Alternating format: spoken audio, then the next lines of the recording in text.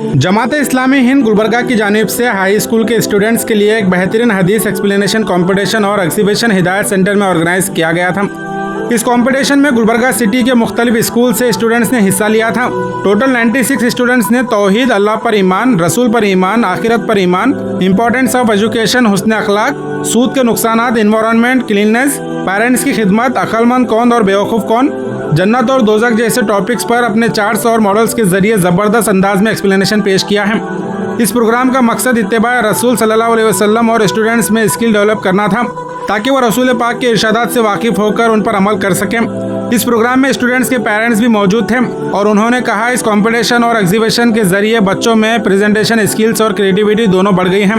8th, 9th और 10th class के students के बीच हुए इस कंपटीशन और एग्जीबिशन के बाद आने वाली 12 अक्टूबर को PUC, graduate, post graduate students और टीचर्स के लिए ऐसे कंपटीशन रखा गया है जिसमें एज लिमिट 30 साल है।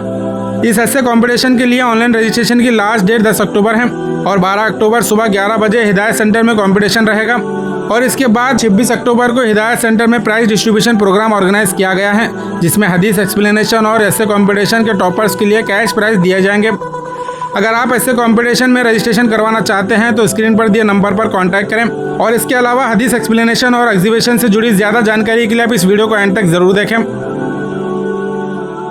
अस्सलामु अलैकुम वरहमतुल्लाहि वबरकातुहू। बिस्मिल्लाहिर्रहमानिर्रहीम। हदीस अद्दुनिया सिज्नुल मुमिनी व जन्नतुल काफिर। तर्जुमा, दुनिया मुसलमान के लिए कैद खाना और काफिर के लिए जन्नत है। इसका मतलब ये है कि जिस तरह कैदी अपनी ज़िंदगी आज़ाद होकर और अपनी मर्ज़ी से नहीं गुजारता, उसी तरह एक मोमिन भी दुनिया में आज़ाद होकर और अपनी मर्ज़ी से नहीं गुजारता बल्कि हर मामले में अल्लाह के हुक्म को सामने रखता है। यह मतलब ये है कि कैदी जेल खाने में जी नहीं लगाता, उसे अपना घर नहीं समझता, ठीक उसी तरह मोमिन भी दुनिया में जी नहीं लगाता। मोमिन का असली आराम और इनाम आखिरत में है। दुनिया में अगर मुश्किलात, तंगियाँ और इम्तिहान भी आए तो सब्र करें क्योंकि जन्नत उसके बाद की ज़िंदगी में इंतज़ार कर रही है। तो हमें इस दुनिया में ऐसा रहना है जैसे मेहमान हो। हमें ये बात जहन में रखना है कि हमें अल्लाह के पास वापस लौटना है। हमें अल्लाह के पास वापस लौटना है तो हमें क्या करना है?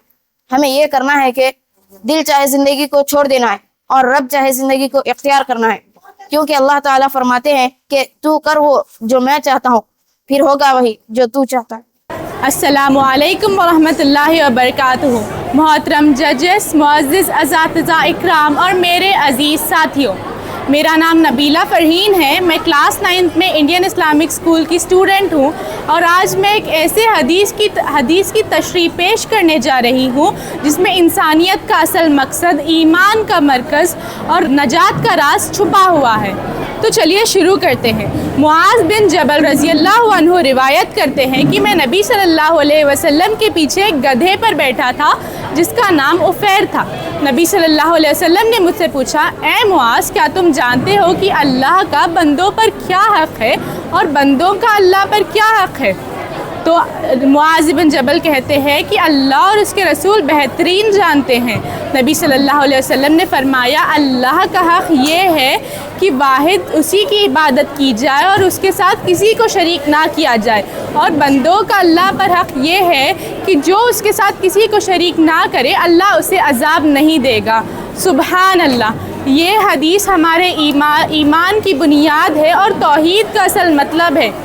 तौहीद सिर्फ ज़ुबान से कहना कि अल्लाह एक है काफ़ी नहीं।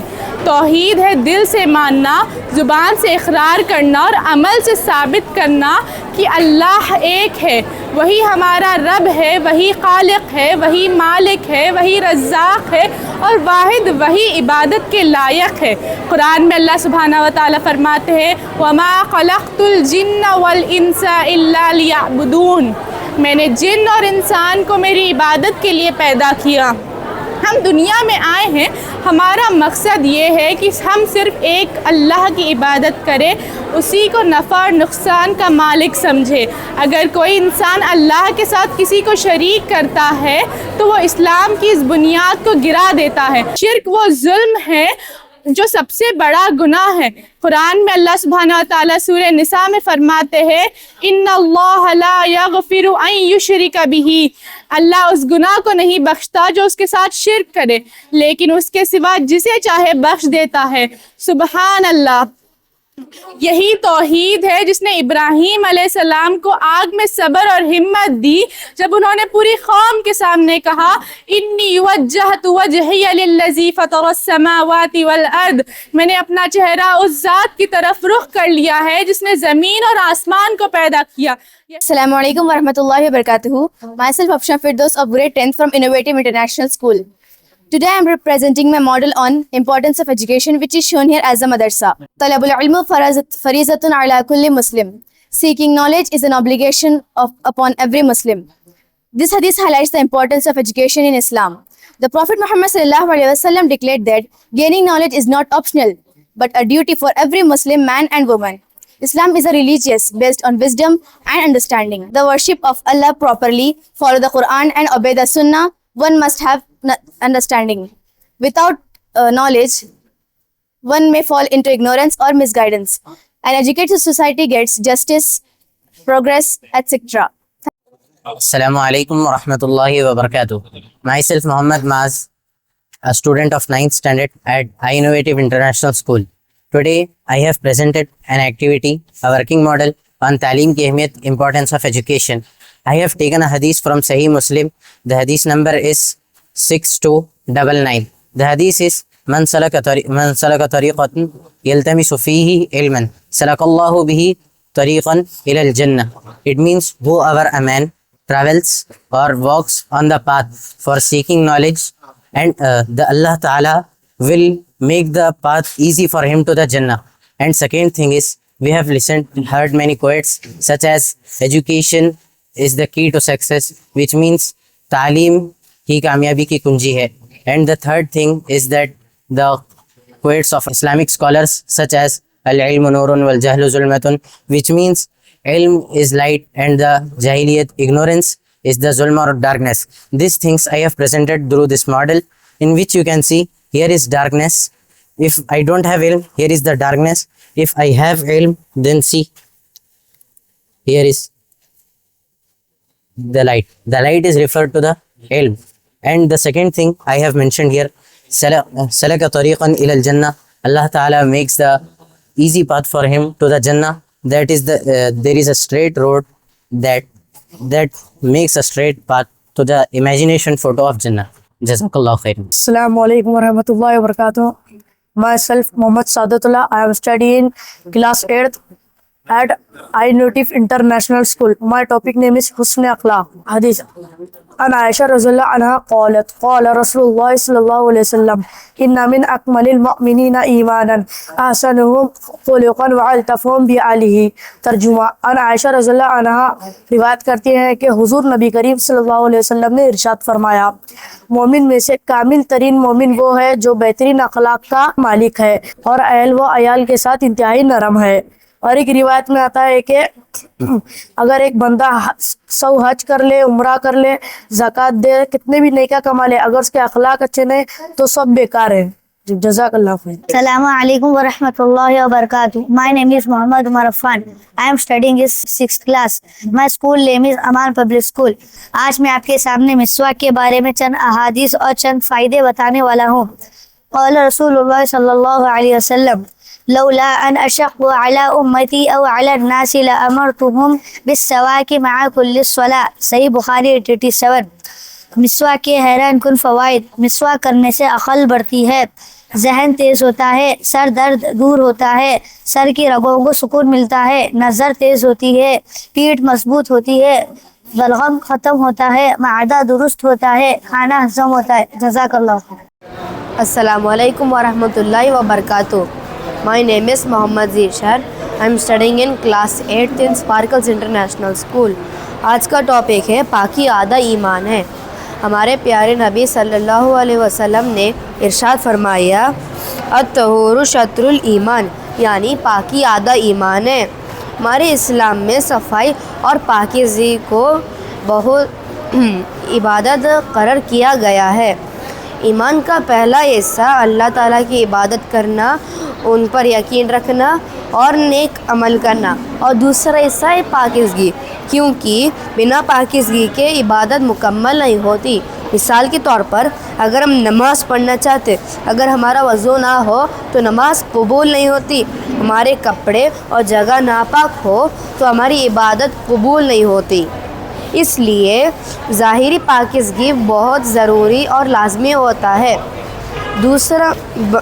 دوسرا پاکیزگی یعنی باطنی پاکیزگی، اس میں ہمارے کو جھوٹ، تکبر، حسد، لڑائی جھگڑا، غصہ نہیں ہونا چاہیے، اس سے پاک ہونا چاہیے۔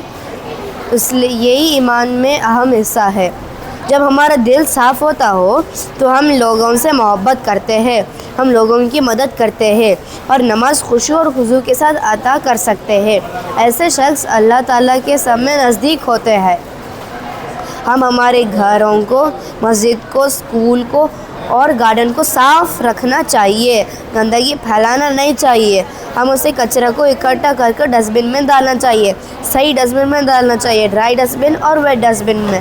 اگر ہم صفائی نہیں کریں تو گندگی پھیل سکتی اور ہمیں بیماریاں بھی آ سکتے ہیں۔ ہمارے کو صفائی صرف جسمانی صفائی نہیں بلکہ روحانی صفائی بھی بہت لازمی ہے۔ جو شخص جو جسمانی صفائی اور روحانی صفائی رکھتے ہیں وہ اللہ تعالیٰ کے سب میں نزدیک ہوتے ہیں اور اس کا ایمان کامل بن جاتا ہے۔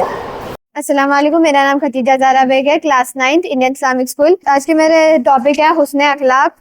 3 حدیثیں ہیں۔ پہلی حدیث ہے کنویں کے بارے میں۔ ایک شخص تھا جو سفر میں تھا، اس نے شدید پیاس کی شدت محسوس کی تو اس نے کنویں میں اترا اور پانی پیا۔ واپسی میں اس نے دیکھا کہ ایک کتا پیاس کی شدت سے کیچڑ چاٹ رہا تھا، تو اس نے سوچا کہ یہ بھی وہی تکلیف سے گزر رہا ہے جو تکلیف سے میں گزر رہا تھا۔ تو اس نے واپس کنویں میں گیا شخص وہ، اور جوتے میں پانی بھرا، جوتے کو منہ میں پکڑ کر باہر آ کر کتے کو پانی پلایا۔ اللہ تعالیٰ کو اس کی یہ نیکی اتنی پسند آئی کہ اللہ تعالیٰ نے اس کے سارے گناہ معاف کر دیے۔ یہ حدیث صحیح بخاری کی بک میں سے لی گئی ہے 2363۔ دوسری حدیث ہے کھیت کے بارے میں۔ یہ حدیث بھی صحیح بخاری کی بک میں سے لی گئی ہے نمبر 3679۔ اگر کوئی شخص کھیتی کرتا ہے اور اس میں سے کوئی بھی جاندار چیز کھاتا ہے تو اس کے لیے وہ صدقہ جاریہ ہے۔ تیسری حدیث ہے گھر کے بارے میں۔ مسلمانوں میں سب سے اچھا گھر وہ ہے اگر وہ گھر میں یتیم ہے اور اس کے ساتھ اچھا سلوک کرنا، وہ گھر سب سے اچھا ہے مسلمانوں کے لیے۔ سنن ابن مجید بک سے لی گئی ہے 2320۔